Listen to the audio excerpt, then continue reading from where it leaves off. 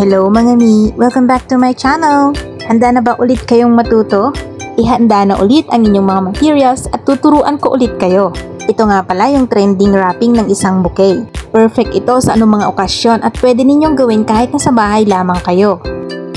At nasa screen yung mga materials na gagamitin natin. Ang wet foam ay sumusukat ng 3 inches by 6.5 inches. Soap process yung ginamit kong flowers. I-arrange lang nating mabuti mga mi ang mga flowers sa flower foam.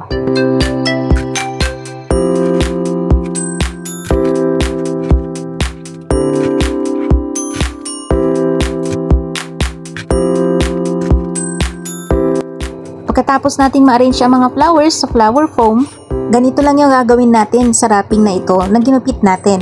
5 inches by 5 inches ang sukat nito. Kailangan nga pala natin ng hot glue dito para dumikit siya guys. Mag-ingat lamang dahil napakainit ng hot glue. At kailangan natin gumawa ng 15 pieces.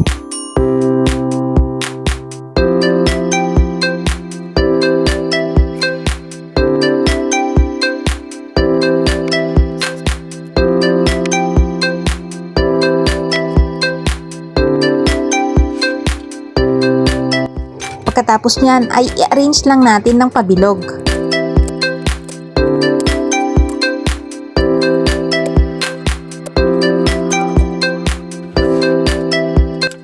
Pagkatapos niyan ay gugupit tayo ng 2 pirasong wrapper. Gagawa tayo ng petals para sa bouquet at 16 pieces yung kakailanganin natin dito.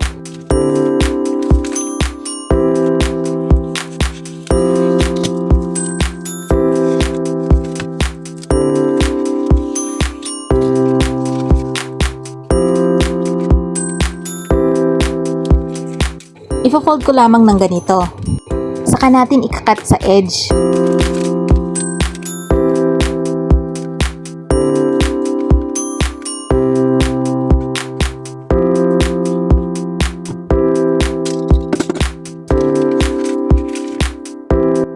Pagkatapos ay ifo-fold natin ng ganito.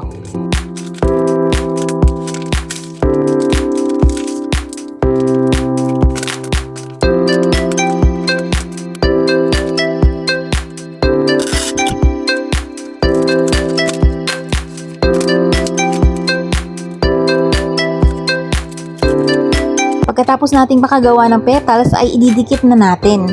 Ilalagay na muna natin yung first layer. At sa first layer ay 8 pieces lang muna yung ilalagay natin.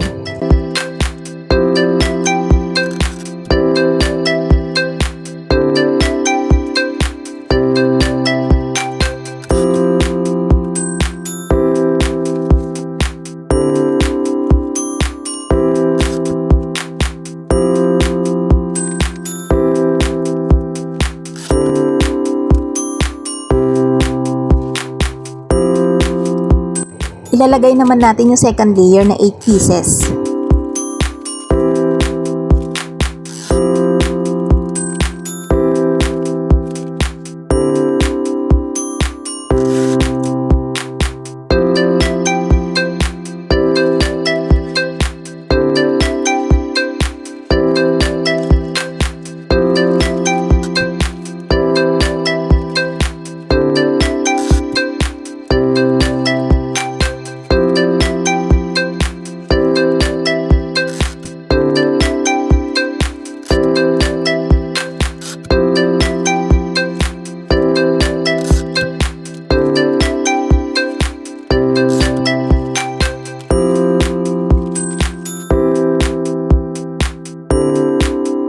Magkakat ulit tayo mga mi ng isang wrapper.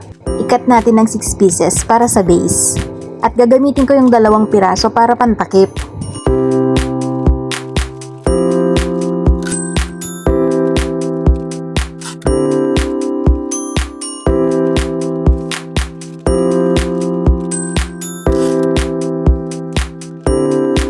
May natira pang 4 ni piraso. Ifo-fold natin ng ganito mga mi. Sundan na lamang yung nasa video.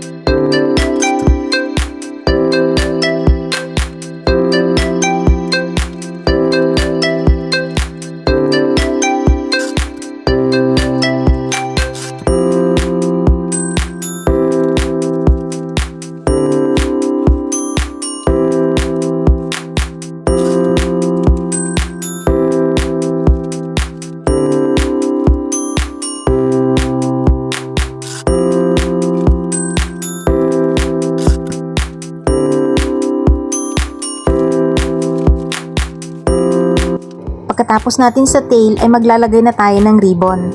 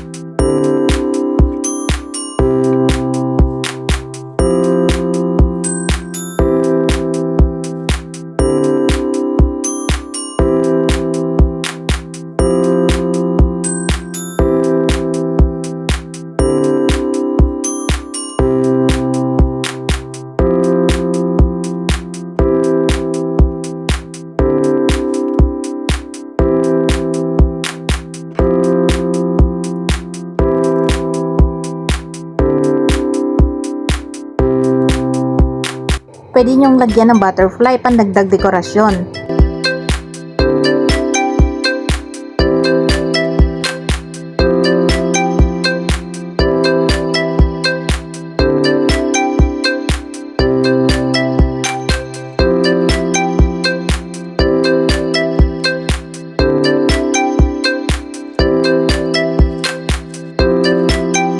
At heto na nga yung ating bouquet. Thanks for watching! Share this video, comment on my comment section sa ibaba. Kung may katanungan po kayo, see you next time!